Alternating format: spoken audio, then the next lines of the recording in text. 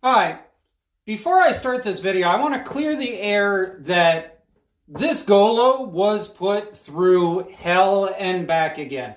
This is an emergency booster pack, and what ended up happening is that this thing cranks over so bad, so hard, no ifs, ands, or buts, that it was killing lawn tractor starters that I was using it on. So I gave it to a friend of mine, and he has proceeded to use this thing on diesel skid steers, Michigan loaders, Fuso trucks, dump trucks, other large diesels, big V8s.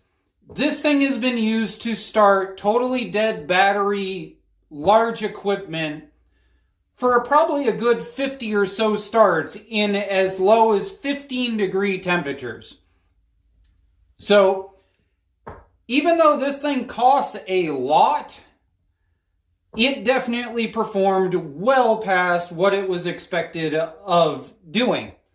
It's an emergency booster pack. It is not a continuous use booster pack like it was being treated as by my friend.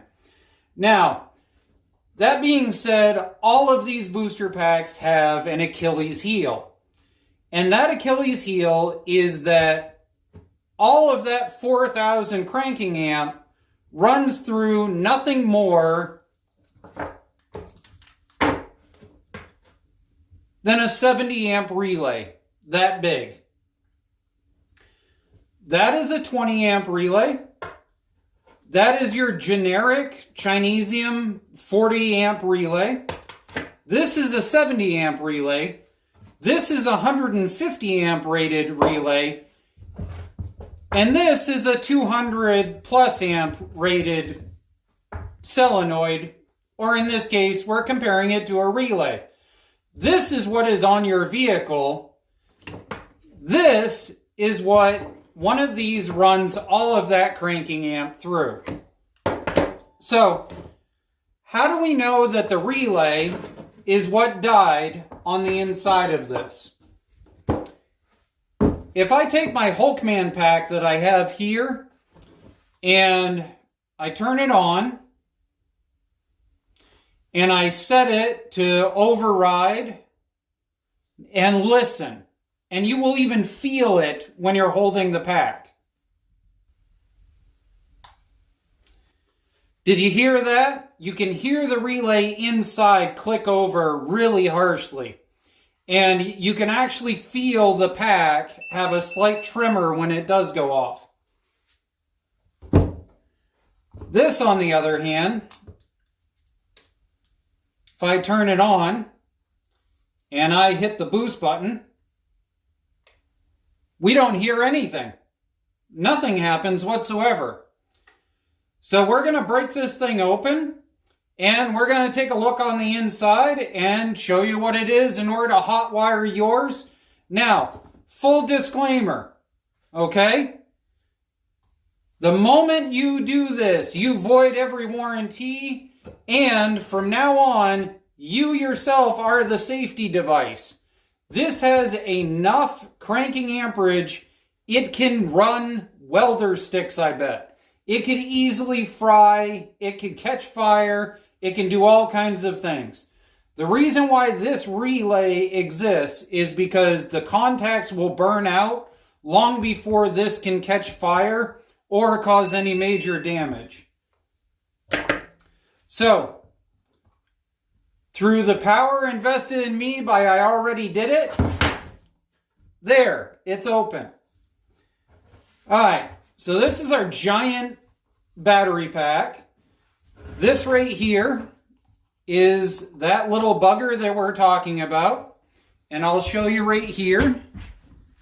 I don't know if I can get the camera to catch that. That says 70 amps right there. Now, I know the question is going to be, why 70 amps when it's got 4,000 going through it? That's initiation amperage, and then theoretically, once it's closed, it should be able to maintain from here to here without any issues whatsoever.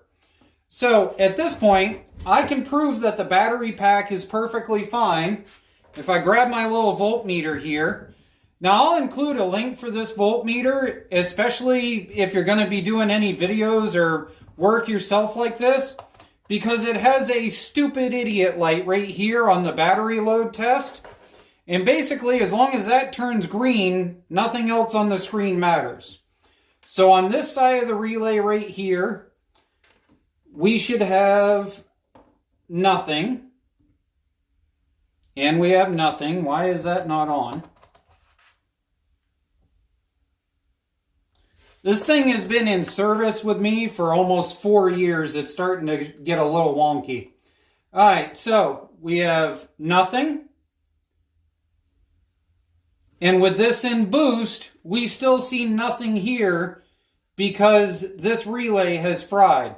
On the other side of this, we should see the whole booster pack voltage. Come on, get a good connection. Right there. So 16.5 volts. So we know that the booster pack will charge. We know that it's just this that is bad. This is done with high temperature, high heat solder because of the fact of the amount of amperage going through it. So you need to have a soldering iron that is capable of 800 plus degrees. I'll include a link for this cheap one that I found that seems to work. We're going to unsolder that. We're going to unsolder that. We're going to solder the two of them back together. And we'll be able to use this.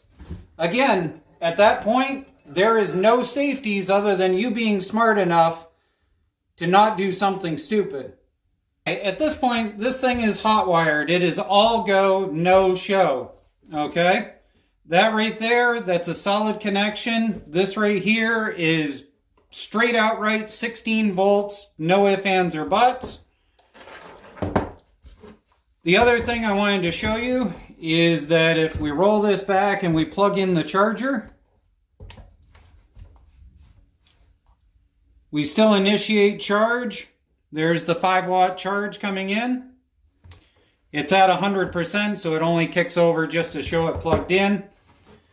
So at this point, if we take this and we plug it in, take that, stick it on there, stick this on the side over here, and of course I've got the starter upside down from where we need it in order for you guys to see anything and for me to get to anything. So let's try that again. Positive, negative, positive, and now when we hit this, this thing should kick.